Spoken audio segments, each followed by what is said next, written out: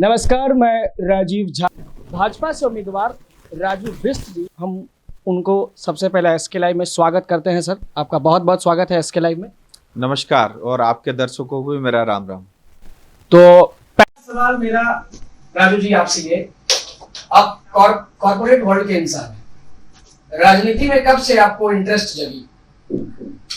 वो तो इंसान ही, और देखिए क्या है, मैं कॉर्पोरेट इंडस्ट्री में रहते हुए भी मेरे बचपन से ही मन में एक इच्छा और तमन्ना थी कि मैं अपने देश और समाज के लिए करूं, और ये सेवा के काम मैं पिछले 15 वर्ष से ज्यादा समय से कर रहा हूं।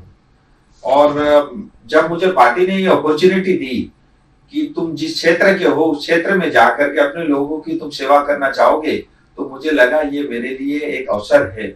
और क्योंकि मैं सेवा से जुड़ा हुआ था, बीजेपी से जुड़ा हुआ था, मुझे लगा ये मुझे ऐसा प्लेटफॉर्म मिला है जो मैं करना चाहता हूँ, उसको और प्रखर तरीके से और अच्छे तरीके से कर सकता हूँ, तो इसीलिए मैं चला आया। आपने जिन कामों की बात की, वह काम राजनीति के अलावा अन्य कई माध्यमों से भी हो सकता है, लेकिन राजनीति ही आपने क्यों चुनी? देखिए, राजनीति से भी सेवा हो सकता है। लोग क्या है, राजनीति को इतना डिफिकल्ट सब्जेक्ट बना देते हैं कि बहुत सारे अच्छे लोग राजनीति में आने से डरते हैं।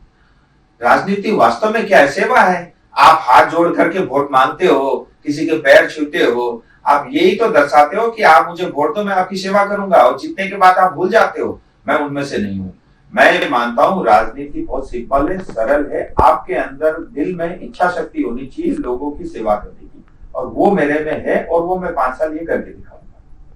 खास तौर पर आपने कहा कि दार्जिलिंग जिले के आप रहने वाले हैं, आपका ससुराल है, इसलिए आपको यहाँ की टिकट दी गई। अब ये बताइए कि पिछले 10 सालों का जो रिकॉर्ड है भाजपा सांसदों का, वो विपक्ष का जो आरोप है वो ना के बराबर विकासमूलक कार्य है, फिर भी आपको क्यों लगा कि आप इस संसदीय क्षेत्र से जीत सकते हैं? देखिए, मैं आपको एक चीज बताऊं, मोदी जी का पूरे देश में बहुत क्रेज है, और जिस गति से मोदी जी ने 5 सालों में काम किया है, तो जो यहाँ पे इस क्षेत्र में पहाड़ के रहने वाले लोग हों या तराई के या डुवर्स के लगते हुए इलाके हों, लोग मोदी जी से बहुत खुश हैं। और दीदी ने जितना हम सबके ऊपर में अत्याचार किया है, लोग उससे त्रस्त हैं। और पार्टी को ये लगता है कि तुम पहाड़ में जन्मे हो, तुम उसी क्षेत्र से, नॉर्थ ईस्ट से बिलोंग करते हो, और तुम्हारा ससुराल सिलीगुड़ी में है, तो पार्टी ने जब मुझे कहा कि तुम जाना चाहोगे, तो मैं उसके लिए तैयार था। और मैं ऐसा मानता हूँ, इस बार आप देखना, बीजेपी अब तक जितनी गिनती से जीतती आई है, उससे ज्यादा मतों से इस बार जो है दार्जिलिंग सीट से जीत दर्ज कराएगी। अगर आप जीतते हैं इस संसदीय क्षेत्र से, तो सर्व प्रमुख काम आप क्या करना चाहेंगे? देखिए, बहुत सारे काम हैं। मेरा पहला काम ये है कि मैं इस पूरे सिलीगुड़ी क्षेत्र को स्मार्ट सिटी के अंतर्गत लेके आना चाह रहा हूँ। उसका कारण है, जितनी बड़ी जनसंख्या और जितना बड़ा शहर है, उस हिसाब से यहाँ पे काम नहीं हुआ है। दूसरा, यहाँ की ट्रैफिक की समस्या आप देखेंगे, आप सड़क पे चल नहीं पाते, तो वो एक बहुत बड़ी समस्या है। तीसरी बात, युवाओं के लिए नौकरी नहीं है। मैं खुद इंडस्ट्री में रहा हूँ, तो मैं ये इसमें कर रहा हूँ कि हम अच्छी स्कीम बना के कुछ इंसेंटिव दे करके, मैं चाहूंगा कि इस क्षेत्र में लोग आकर के इन्वेस्ट करें, इंडस्ट्री आए, फैक्ट्रियां आए, लोगों को रोजगार मिले। और इसके अलावा यहाँ पे हेल्थ का बहुत बड़ा इश्यूज है। कोई सुपर स्पेशलिटी हॉस्पिटल आज तक नहीं है, जिसकी वजह से लोगों को इलाज करने के लिए दूर दराज जाना पड़ता है, ज्यादा पैसे खर्च करने पड़ते हैं। तो मैं ये चाहूंगा कि एम्स के, भले ही एम्स उसका नाम नहीं हो, लेकिन उसी स्टैंडर्ड का यहाँ पे एक सरकारी हॉस्पिटल हो, जिससे लोगों को स्वास्थ्य की सुविधा मिले। और एक भी जो है यहाँ पे सेंट्रल यूनिवर्सिटी आज तक इस क्षेत्र में नहीं है, तो काफी दिनों से इसकी मांग भी है, वो एक मेरे प्रायोरिटी में काम है। इसके अलावा हिल के अंदर में आप देखेंगे जो चाय बागान है वो बंद हो गए हैं। चाय बागान में 50% लोग आज काम पे नहीं आते। उसका कारण एक ही है, उनको 175 रुपए दिन भर का भत्ता मिलता है। सुप्रीम कोर्ट जब ये कहती है कि एक व्यक्ति अगर 8 घंटे काम करता है, तो उसको कम से कम 3 लोगों का परिवार पाल सके, इतनी उसको धन मिलनी चाहिए, तो वो सुविधा आप दे नहीं रहे हो, लोगों को आप जो है मार रहे हो। तो वो मेरे प्रमुख काम में से। इसी तरह मैंने देखा, वो 200 वर्ष से उनके और उनके पूर्वज लोग वहां पे काम करते आ रहे हैं, लेकिन आज भी उनके पास जमीन का अधिकार नहीं है। तो वो एक मेरा प्रमुख काम है। इसी तरह वन बस्ती में काम करने वाले लोग, उनके पास जमीन का अधिकार नहीं है। ऐसे गोरखाओं की आइडेंटिटी को लेकर के बहुत बड़ा इश्यूज है। तो हमने अपने मैनिफेस्टो में भी इस बात का जिक्र किया है कि जैसे हमारी सरकार बनेगी हम गोरखाओं को परमानेंट पॉलिटिकल सॉल्यूशन देंगे। इसी तरह जो हमारे गोरखा भाई हैं उनकी 11 जो जातियां हैं वो शेड्यूल ट्राइब में नहीं है, तो उसका काम ऑलरेडी चल रहा है, तो ये सरकार बनते ही वो काम भी हो जाएगा। तो आप देखना हम पहाड़ के लिए भी, तराई के लिए भी और सब समाज के लिए, चाहे वो मुस्लिम हो, चाहे क्रिश्चियन हो, चाहे हिंदू हो, चाहे कोई भी समाज हो, उन सब के लिए काम करेंगे। और देखिए मैं राजनीति में नया हूँ और मेरा सिंपल सा ये कहना है कि मैं सबके लिए काम करूंगा, बहुत सरलता से काम करूंगा और सबको एक अपना परिवार मान करके काम करूंगा और ये मेरा संकल्प है और इसको मैं करके दिखाऊंगा। राजू जी, आप ये बताइए, जितने कामों की गिनती आपने करके भी सुनाई है, उन कामों को पिछले 10 सालों में भाजपा के सांसद यहाँ रहे हैं, 5 साल तो पूर्ण बहुमत की सरकार रही है केंद्र सरकार में, फिर भी काम क्यों नहीं हुआ? देखिए, हमारे सांसदों ने पूरी प्रयास की और इससे पहले जो आले वाले जी थे उन्होंने भी बहुत काम किया, लेकिन क्या है, दीदी ऑब्स्टिकल बन के खड़ी हो जाती है। लेकिन मैं आपको ये कह रहा हूँ कि आप इस इलेक्शन का रिजल्ट देखना, लोकसभा का बंगाल में 50% से ज्यादा सीटें भाजपा जीतेगी और 28 से 30 हो तो भी कोई बड़ी बात नहीं है, कोई ताज्जुब वाली बात नहीं होगी। और मुझे लगता है इसके बाद दीदी अपने स्टेट के अंदर में बहुत लंबे समय तक सरकार नहीं चला पाएगी और बहुत सारी योजनाएं जो केंद्र सरकार कर सकती है उसको हम करते रहेंगे जो हमारे हाथ में होंगे। तो मुझे पूरी उम्मीद है कि इस इलेक्शन रिजल्ट के बाद दीदी को झुकना पड़ेगा और दीदी को भी जो है कुछ लोगों के लिए काम करके दिखाना पड़ेगा।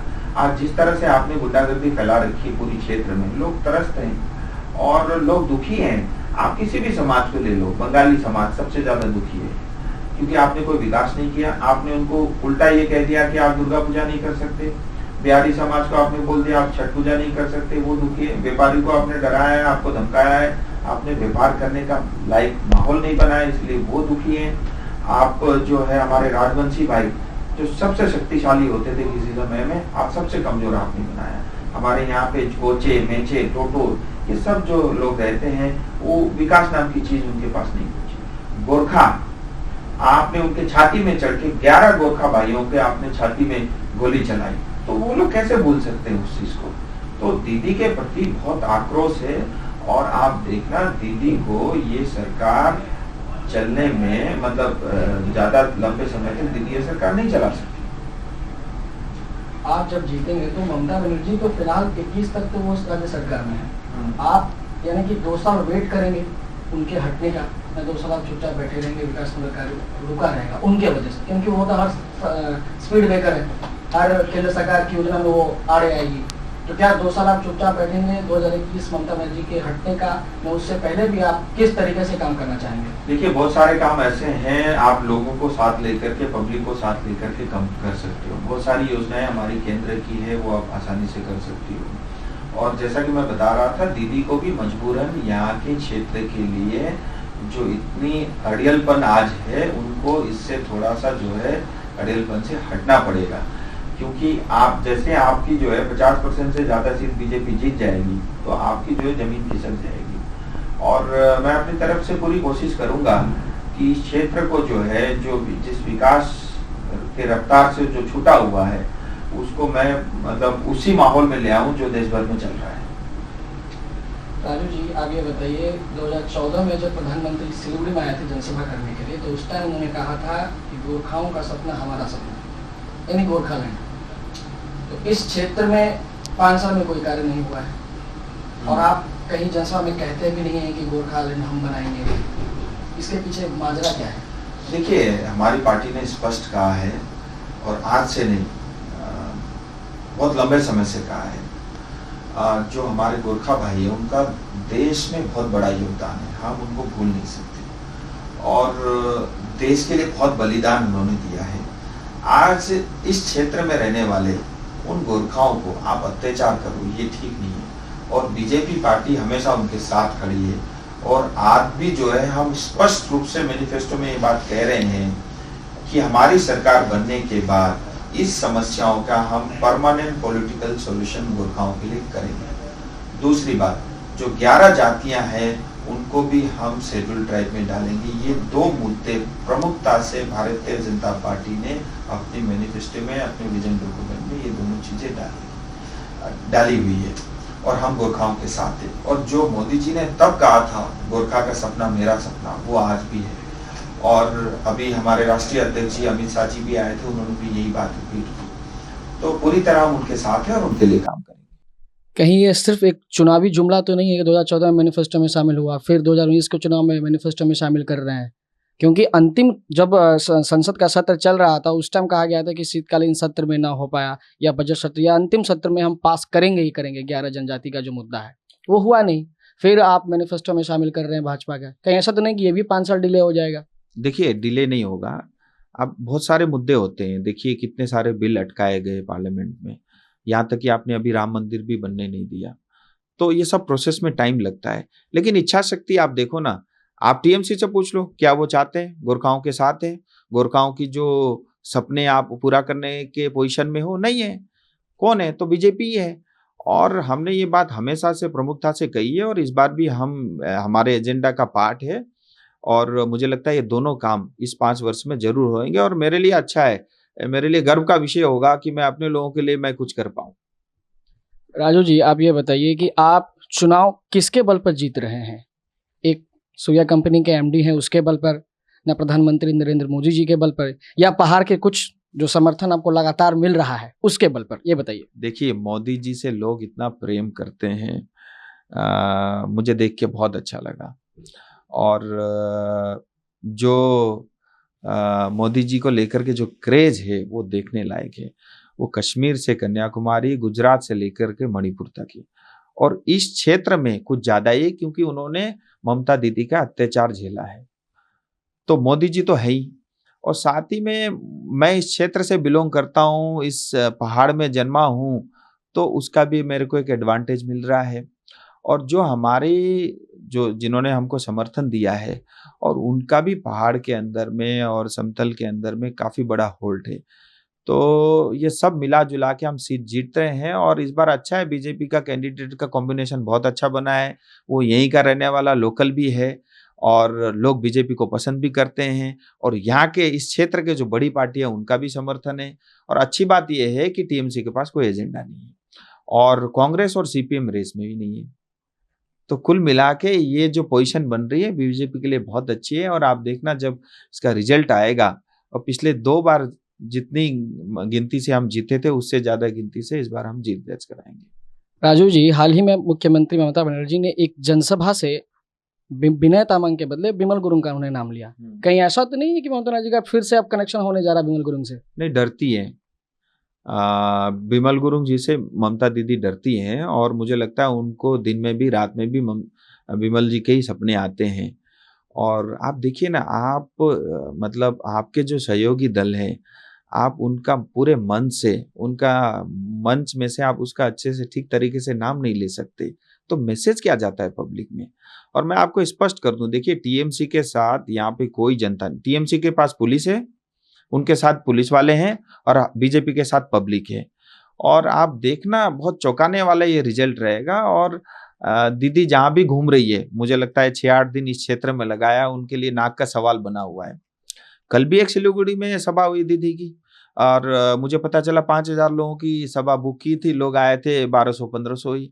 तो आपको सुनना नहीं चाहते, क्योंकि आपको तो पहले माफी मांगना चाहिए कि मैंने इतने अत्याचार आपके लिए किए, मैंने आपको इतना दुखी किए, मुझे माफ कर दो, उसके बाद आपको चुनाव में जाना चाहिए। आप उल्टा जो है, आज भी लोगों को आप धमका रहे हो कि अगर आप टीएमसी को वोट नहीं दोगे तो देख लेना, मैं आपको नौकरी नहीं दूंगी, मैं आपको परेशान करूंगी, मैं आपके घर पुलिस भेज दूंगी। तो ये जो दीदीगिरी है, लोग इससे त्रस्त हैं। और दीदी को इसका जवाब जो है 18 तारीख को वोटिंग में जरूर मिलेगा। राजू जी, आप ये बताइए कि नरेंद्र मोदी ने 2014 में कहा था कि 2 करोड़ पर ईयर रोजगार, ऐसा रोजगार का मुद्दा इस बार के मैनिफेस्टो में नहीं है। क्या मायने हैं इसके? देखिए, मोदी जी ने जितना काम किया है, मतलब मुझे लगता नहीं कोई दूसरा व्यक्ति कर सकता है। और मैं खुद इंडस्ट्री से जुड़ा हुआ हूँ। कितनी मैन्युफैक्चरिंग फैसिलिटी जो चाइना में आके अटक जाती है, आज सारे हिंदुस्तान तक आ रही है, हम कैसे भूल सकते हैं। आप आंकड़ों में मत जाइए। जिस तरह का काम मोदी जी ने 5 सालों में करके दिखाया है, किसी भी क्षेत्र में हो, उससे हिंदुस्तान में रोजगार बढ़ा है। और जब अगला 5 साल मोदी जी को आप मिल जाएगा, मुझे लगता है जो भारतीय जनता पार्टी का और एक हिंदुस्तानी होने के नाते सबकी जो इच्छा रहती है, हिंदुस्तान उस पोजीशन तक पहुंच जाएगा। और आज भी देखो विदेशों से बहुत सारा धन हिंदुस्तान में आ रहा है, बहुत सारी इन्वेस्टमेंट जो है हिंदुस्तान में आ रही है, और इसके कारण आने वाले समय में रोजगार और बढ़ेगा। और इस पार्टिकुलर क्षेत्र में मेरी भी बहुत बड़ी इच्छा है, क्योंकि मैं इंडस्ट्री से जुड़ा हुआ था, तो मैं देश भर में जा कर के रोड शो करूँगा और काफ़ी इंडस्ट्री को इस क्षेत्र में मैं लेकर के आऊँगा। हम अच्छा वातावरण देंगे उनको, कुछ इंसेंटिव भी देंगे और कुछ पॉलिसी ऐसी देंगे जो इंडस्ट्री फ्रेंडली हो, और इस क्षेत्र में रोजगार के जो अभी स्केर्सिटी है वो काफ़ी हद तक मैं पूरा करने के लिए काम करूँगा। राजू जी, दार्जिलिंग जिले के साथ साथ कई राज्यों के जो व्यापारी समुदाय हैं हमसे जब इंटरेक्ट होते हैं, हाल ही में हमने एक कार्यक्रम किया था जिसमें उत्तर बंगाल के हर व्यापारिक संगठनों के व्यापारी हमसे मिले थे। उनका एक समस्या है जीएसटी की पेचीदगी। दूसरी समस्या यह है कि जब आप खुद कॉर्पोरेट वर्ल्ड के से जुड़े हुए हैं, आप विदेशों में जाते होंगे, उनका कहना यह है कि फॉरेन कंट्रीज में जो टैक्स पेयर्स होते हैं, जो फुल अपना टैक्स पेमेंट पेड करते हैं, उन्हें एक अलग तरीके से इंसेंटिव दिया जाता है, साथ ही एक एप्रिसिएशन सर्टिफिकेट भी दिया जाता है। और तीसरी बात कि टैक्स पे करने के बावजूद भी व्यापारियों को चोर की निगाह से देखा जाता है, इसलिए आए दिन इनकम टैक्स के डिपार्टमेंट उस पर छापा मारते रहते हैं। तो इन सब के कारण वो लोग नाराज हैं। इन लोगों के लिए क्या कहना चाहेंगे आप? देखिए क्या है, क्योंकि मैं व्यापार से जुड़ा हुआ हूँ, जैसा मैंने आपको बताया, जीएसटी के कारण व्यापार करना सरल हुआ है, ये सच बात है। और होता क्या है कि जब भी कुछ नया रिफॉर्म्स आता है, इनिशियली कुछ इश्यूज रहते हैं, थोड़ी दिक्कत होती है, तो आप देखना जैसे से जीएसटी काउंसिल की मीटिंग होती गई, उसको और सरल प्रक्रिया को किया गया। और अभी भी कुछ उनकी इश्यूज हैं, उनको हर मीटिंग में कुछ ना कुछ हम रिजॉल्व कर रहे हैं, हमारी सरकार कर रही है। तो और दूसरी बात क्या है कि देखिए व्यापारी को भी ये करना चाहिए कि अगर हम जीएसटी ईमानदारी से टाइमली भरेंगे तो देश के ही तो काम आएगा। आज जो है कुछ क्षेत्र में ऐसा देखा जाता है कि आप जो है टैक्स के दायरे में नहीं आना चाहते, इसीलिए आप जो है थोड़ा बहुत जो है कैश में काम करते हो, तो कुल मिलाकर आपके लिए भी ठीक नहीं है और देश के लिए भी ठीक नहीं है। आप जब कैश में काम करते हो तो आपको ये नहीं पता चलता कि लीकेज कहाँ हो रही है, कितनी हो रही है। लेकिन अगर आप ईमानदारी से टैक्स भरते हो और ईमानदारी से टैक्स भर के काम करते हो, तो उससे अपने आप में आपको ही फायदा है। और देखना, जो व्यापारी वर्ग है वो जीएसटी के खिलाफ नहीं है, वो खुद चाहता था कि जीएसटी आए, लेकिन इनिशियली कुछ इश्यूज थे, इसके कारण थोड़ा नाराज था, लेकिन उसकी समस्या काफ़ी हद तक अब सुनवाई हो चुकी है। और मैं खुद भी व्यापारी वर्ग से मिला था, तो पार्टिकुलरली सिलीगुड़ी में ऐसा जीएसटी का मुद्दा मेरे सामने किसी ने नहीं रखा। ये जरूर कहा कि जितना और सरल किया जा सकता है उतना अच्छा है, तो उसके लिए सरकार काम कर रही है। और जो एप्रिसिएशन सर्टिफिकेट की डिमांड वो लोग कर रहे हैं कि हम प्योर है, अपना टैक्स प्योरली भरते हैं, ये उनकी एक डिमांड है कि हमें भी एक ऐसा सर्टिफिकेट मिले। देखिए मुझे लगता है सरकार इस पे काम कर रही है और मिलेगा। और मैं भी खुद टैक्स भरता हूँ काफ़ी मात्रा में, और मुझे तो एक एप्रिसिएशन लेटर जो है सीबीडीटी से हर साल मिलता है। और देखिए क्या है कि बहुत सारे देशों में इसकी व्यवस्था है, आपको कुछ जो है उसके बदले रियायत मिलती है। थोड़ा सा हमको समझना चाहिए, हमारी देश की आबादी ज़्यादा है, हमको बैलेंस शीट देश का बनाना पड़ता है, एक तरफ इनकम है, एक तरफ जो है एक्सपेंडिचर है, तो दोनों में समता बनाने के लिए बहुत सारे हाथ हम खोल नहीं सकते। बट फिर भी आप देखना, मोदी जी ने 5 साल में इतने गरीब लोगों के लिए, जनता के लिए, जो पिछड़े थे, अति पिछड़े थे, उनके लिए इतना जो काम किया है, मुझे लगता है हमारे जो हम टैक्स देते हैं उनको एक गर्व फील होना चाहिए कि हमने जो पैसा टैक्स में दिया वो सही जगह इस्तेमाल हुआ और हमारे कारण किसी और व्यक्ति का भला हुआ। तो हमको इस नज़रिए से देखना चाहिए। और आपकी मांगे जायज़ हैं, और मुझे लगता है आने वाले समय में उनको एप्रिसिएशन लेटर भी ज़रूर मिलेगा। और मुझे लगता है कि जब हमारे पास इनकम जनरेशन ज़्यादा हो जाएगी देश के अंदर में, हमको कुछ सुविधा भी उन व्यक्तियों को ज़रूर देना चाहिए जो टैक्स भरते हैं। मैं इसके पक्ष में हूँ। राजू जी, आप हमें ये बताइए कि अमित शाह जी ने हाल ही में जनसभा में कहा था कि बंगाल में एनआरसी को लागू करेंगे, लेकिन सीएम ममता बनर्जी कह रही है कि एनआरसी किसी भी कीमत पर हम लागू होने नहीं देंगे। तो एनआरसी लागू होना क्या बंगाल के हित में है? देखिए, एनआरसी लागू होना पूरे बंगाल के हित में है। दीदी ये बात इसलिए बोलती है क्योंकि एनआरसी लागू होगा तो दीदी का वोट बैंक ख़त्म हो जाएगा। आज दीदी रोहिंग्यास को, बांग्लादेशियों को बॉर्डर से ला करके इस क्षेत्र में बिठाती है और अपना वोट बैंक उनको मानती है। मैं तो ये कहता हूँ एनआरसी लागू होने से इस क्षेत्र के जो मूल निवासी है पूरे बंगाल के, उनके लिए बहुत लाभकारी है और हमको ये सच्चाई समझ लेना चाहिए। अगर एनआरसी नहीं होगा तो एक दिन हमको यहाँ से बाहर भागना पड़ेगा। तो ऐसी स्थिति से बचने के लिए एनआरसी ही एकमात्र बंगाल के लिए उपाय है और हम किसी भी कीमत पे इसको लागू करेंगे। और एनआरसी के कारण किसी व्यक्ति को भी डरने की ज़रूरत नहीं है। डरना उसको चाहिए जो बॉर्डर से तार काट के हमारे घर में घुस आए। कुछ एक लोगों की शिकायत जब अहलुवालिया जी सांसद थे तो ये आया था कि अहलुवालिया जी दिल्ली में ही रहते हैं, टूरिस्ट सांसद उनको कहा जाता था। तो आप तो दिल्ली में रहने वाले हो, यहाँ आपका ससुराल है, तो कहीं ऐसा तो नहीं कि यहाँ से जीत जाने के बाद दिल्ली में आप सेटल हो जाओगे, बीच में टूरिस्ट सांसद की तरह आओगे जाओगे, ये एक आरोप आ रहा है, इसके लिए आप क्या कहेंगे? देखिए, अहलुवालिया जी ने भी अपने क्षेत्र में बहुत समय दिया, लेकिन कारण ये था कि देखिए वो सांसद के अलावा वो एक मंत्री भी थे और पार्टी की और भी जिम्मेदारियां उनके पास थी। तो इस वजह से हो सकता है थोड़े व्यस्त दिल्ली में रहे होंगे। लेकिन क्या है कि देखिए मेरा तय है, मैं 5 साल सिर्फ सांसद रहूंगा, मंत्री नहीं बनूंगा। और इस ये आप ऐलान कर रहे हैं? हाँ, बिल्कुल कर रहा हूँ, क्योंकि मुझे अभी बहुत कुछ सीखना है।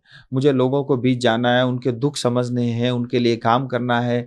अभी सांसद होने के लायक हूँ कि नहीं है मैं 5 साल बाद तय करूँगा और जनता करेगी यहाँ की।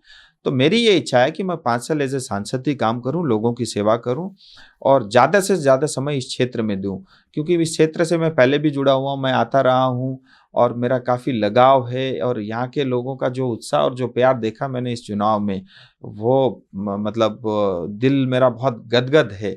और मेरी ये पूरी इच्छा और तमन्ना है कि इस क्षेत्र में रह करके ज़्यादा समय दूं और लोगों के लिए सेवा के काम करूँ।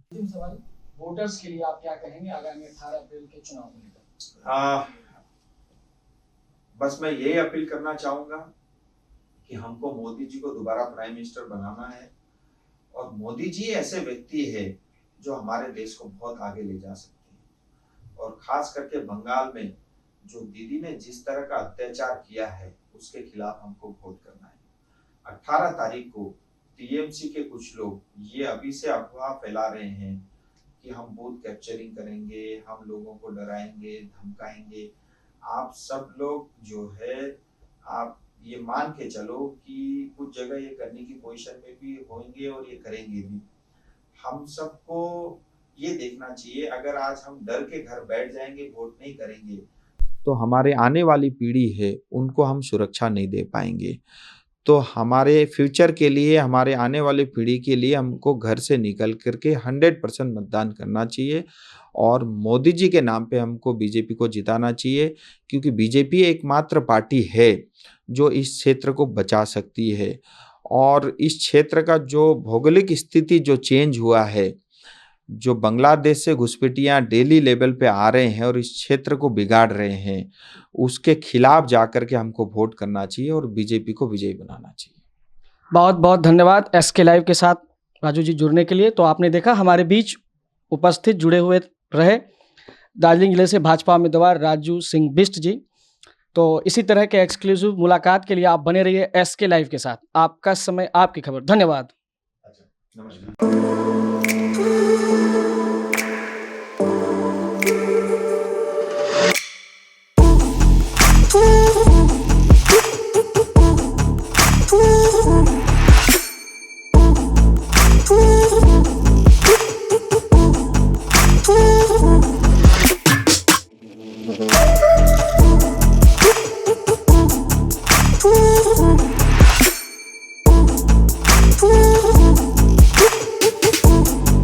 Ooh.